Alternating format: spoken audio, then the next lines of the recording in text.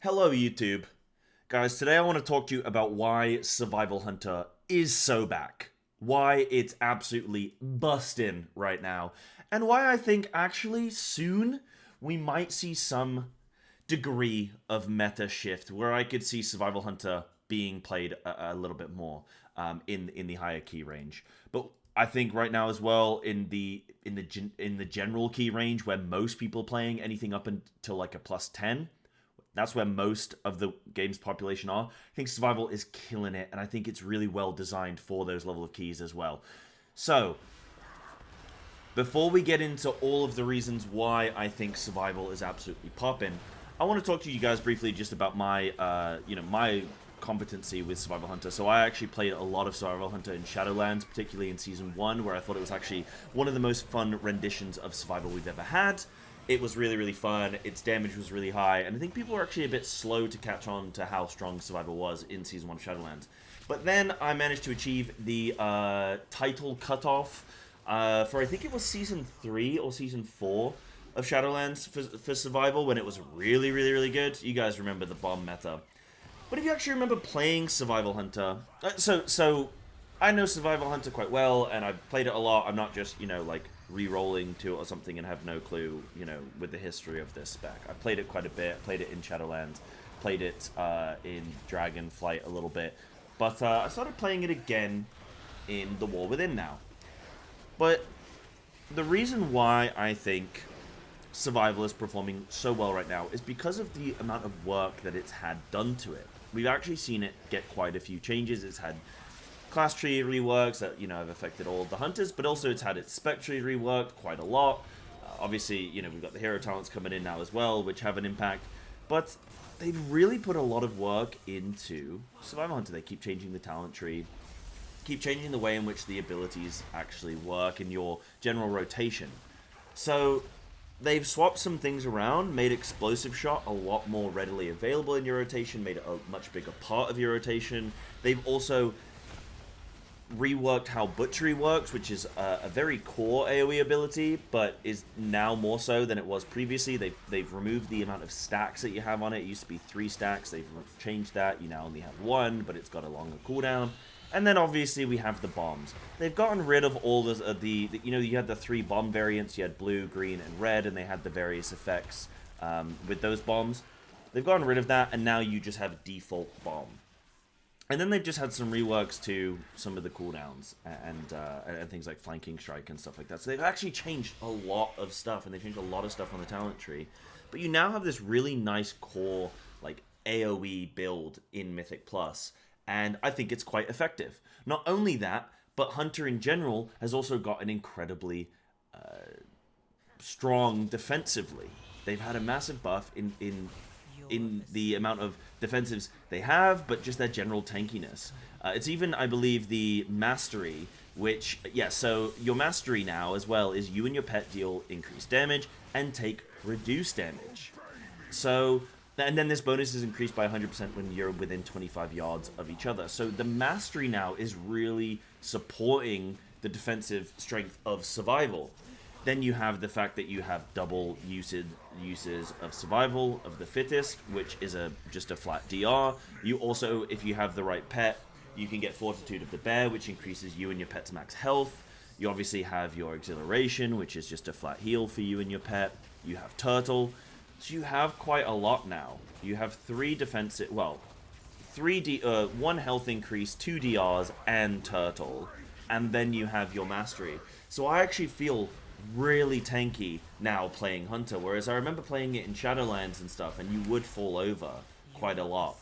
So Survival is actually very tanky now. This also plays into why I think Survival is really strong and could be played at a high key level.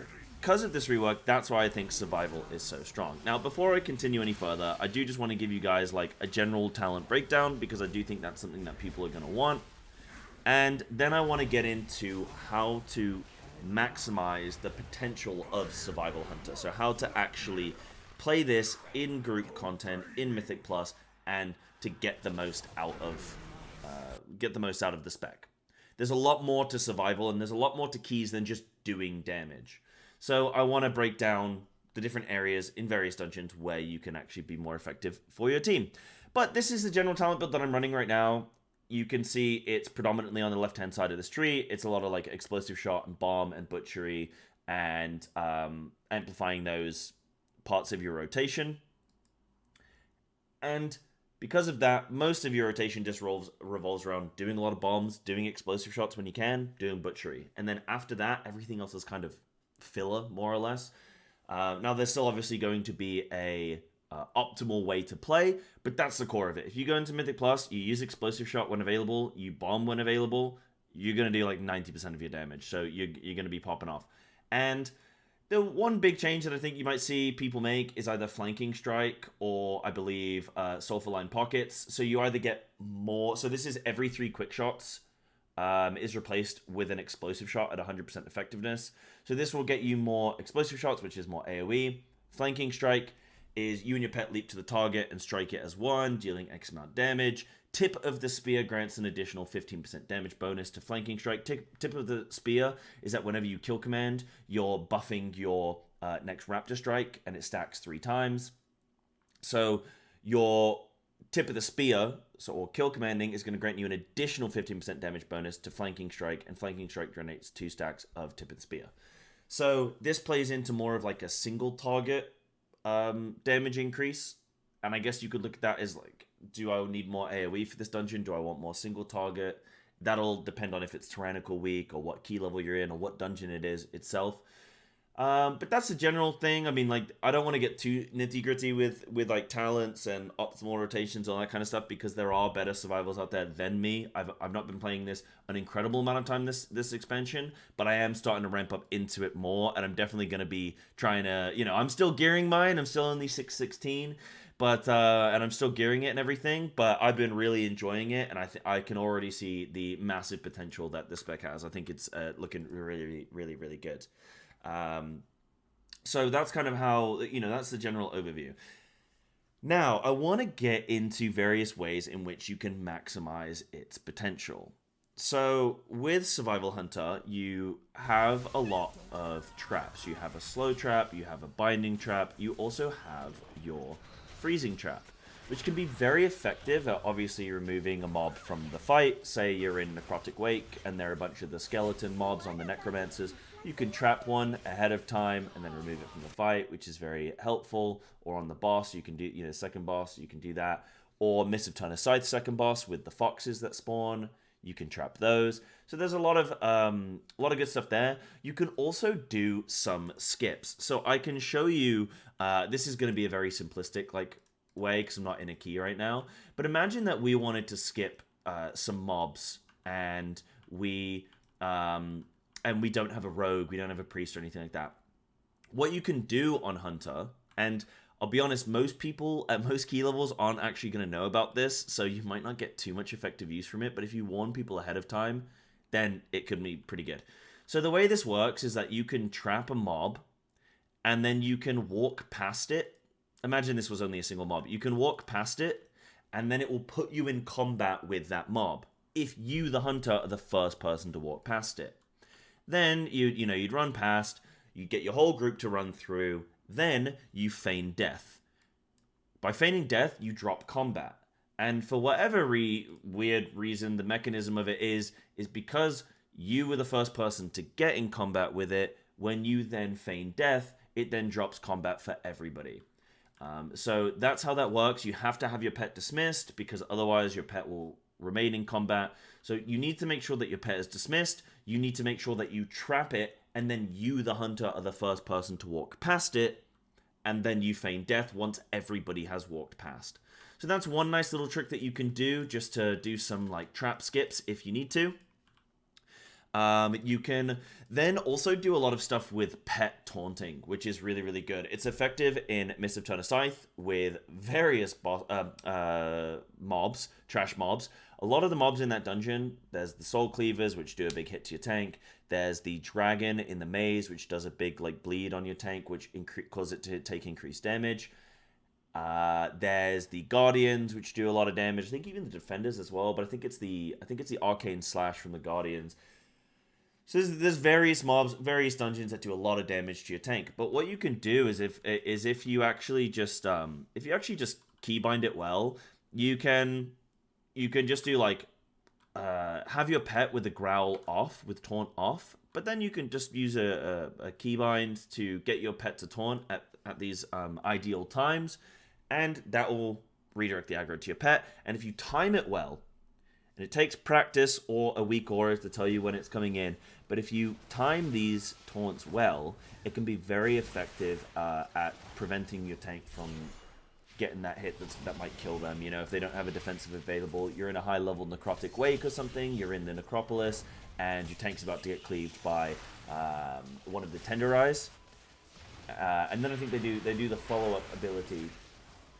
There's the A-bombs, there's the tenderize, and then there's the other one, which it hits really hard. So you can get your pet to take that hit, which then saves your tank, means they don't have to use a defensive or potentially die. Yes, there's a chance that your pet's going to die, but a nice little top tip is just to use Exhilaration, which will just heal your pet up instantly whilst they still have aggro, and then it gives your tank time to re-taunt them. So little things like that with pet taunt swaps can be really effective. Might want to pre-warn your tank that you might look to do that if you are going, say you're with a pre-made, you're going into your first +10 or something, and it's fortified, and you think that your tank might get cleaved, the tank's not, you know, a little bit uneasy on some of the stuff, the tank's going to get chopped down, you can do some nice pet taunts.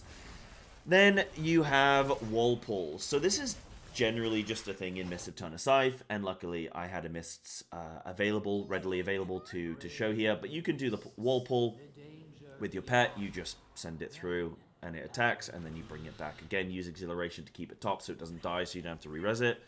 Can be really, really good. Now, there's also, something you need to know about Hunter is the various different pets. So different pets come with different abilities. So I have a Lesser Dragonkin here, which is actually really, really cool. I might link to a video on how to get this pet, because this is actually a really, really, really, really cool pet. It's my favorite pet in the game that they've ever added.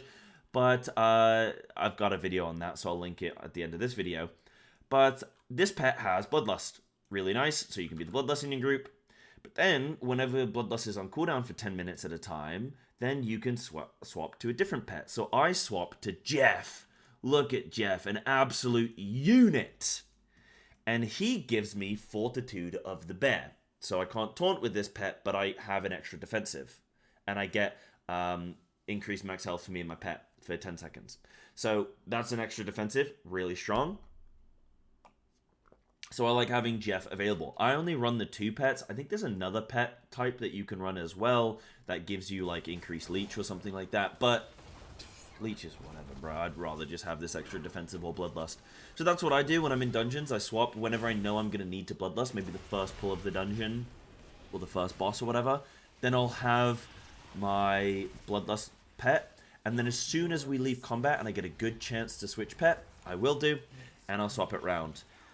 Apart from that, I'm trying to think if there's any other things that I want to comment on regarding Hunter. Obviously, you have like Aspect of the Eagle, which is going to give you, it's a 1-minute CD, but it's going to give you extended range on your Raptor Strikes. So Survival can actually act as a ranged, ranged spec for a little while, and a lot of its abilities can be ranged. So you've got your bombs are ranged, you've got your explosive shot, your pet kill command. I mean, if I summon it, pet kill command.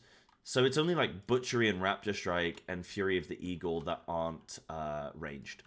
But yes, those are all my little like top tips and whatnot with Survival Hunter. I just want to talk to you guys about why I think Survival is so strong right now. Like, its damage is really good. It always has damage available. You only have 1-minute CDs, so there's never really a time where you're like, I should hold cooldowns here. If they come up, you can send them, and you'll have them for everything. Maybe you get them 20 seconds into the boss pull, but, you know, you're going to get 3 or 4 uses on the boss, so it's whatever.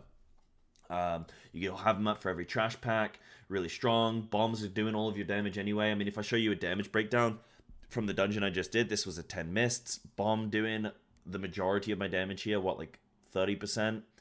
Then Butchery doing another 12% just on the bleed. Plus, yeah, so Butchery doing 16%. So don't sleep on Butchery. Really, really good.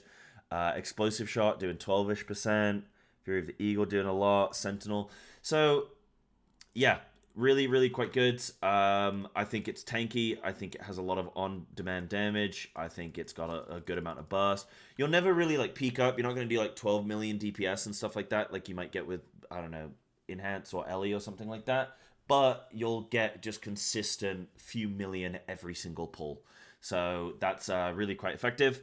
And I think it's even more powerful in the lower level keys where you have cooldowns for every single pack. And it's just very like you just have that bursty damage with the bombs and whatnot. So yeah, hopefully this is a nice little overview on what's going on with survival, why I think it's good right now, why I think you guys should play it out. It's a really fun rotation. It's actually like, if I actually just show off a little bit, like you can get your bomb in on cooldown, get your butchery going. Like it's so much more fun than it was before, because before it was like you couldn't do everything, and it just wasn't fun, because you'd want to get your butcheries on cooldown, but you wanted to get your bombs on cooldown, but you had kill shots coming out, you know, the hoo-ha. You wanted to kill command because you want to get your bleeds going and whatnot, and you want to get your tip of the spear, and then you want to raptor strike because you want to spread your serpent stings, and like there's so much to do. And I think that the fact that they've added that they've put butchery on a cooldown now is really good. I think that's really a really great change. They've put serpent sting now on raptor strike, so you're not having to have an extra global, because you used to have bomb globals, fury of the eagle, you used to have butcheries. Then you'd be doing kill commands, then explosive shot, then kill shots. Then you'd have to spread your serpent sting. It was like this is just insane. Like, you just don't have enough globals to do everything, and it was just a bit silly. But this is really, really good fun. As long as you have one of your bombs on cooldown, then you're fine. You don't need to double up the bombs. You can always sort of, as long as you've got one on cooldown, always, you're in good form. Always try and position as well so that the target you're bombing has every other target behind it. If I bomb this target at the end here, the explosion, watch this explosion, it's going to go out the back of the mob, so it's going to miss all these mobs. So key little thing with the gameplay, make sure you're bombing the closest target like to you, and everything else is out the back of it, behind it.